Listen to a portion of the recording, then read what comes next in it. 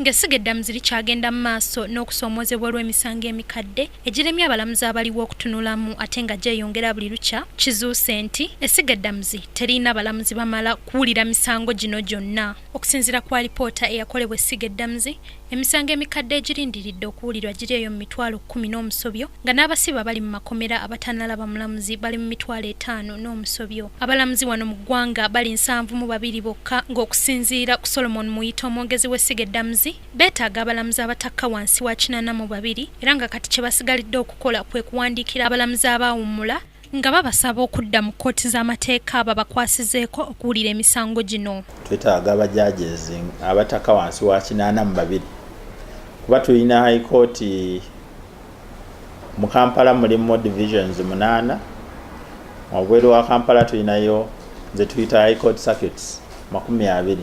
Kuba tulyoke tuwandiikira abalamuzi abakyalina obusobozi okutuula mu kkooti. Abamu we baawummula baagala ne bawummulira ddala tebaagala kudda, naye tubabuuza naye asobola lisiti mpanvu ne tulaba nga basobola okujja okuwulira emisango.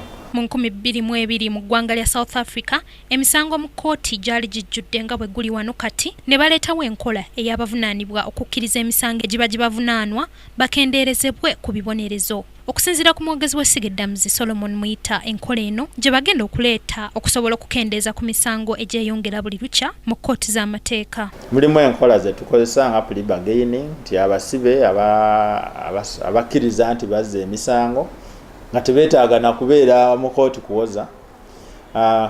Enkola nawo weeri era abantu bangi bajja bakkiriza emisango, kkooti nebasalira busalizi kibonerezo.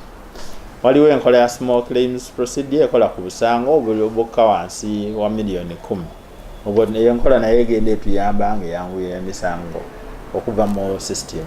Waliwo enkola ya mediation, nti abantu tubawo omukisa okuteeseganya nga tebannagenda mu maaso g'omulamuzi. Enkola nayo egenda etuyamba.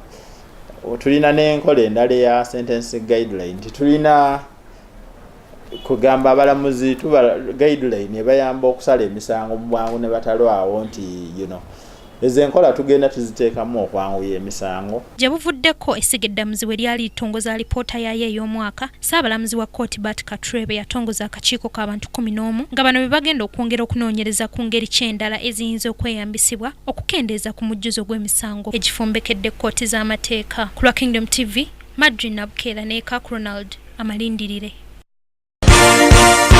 This is Kingdom TV.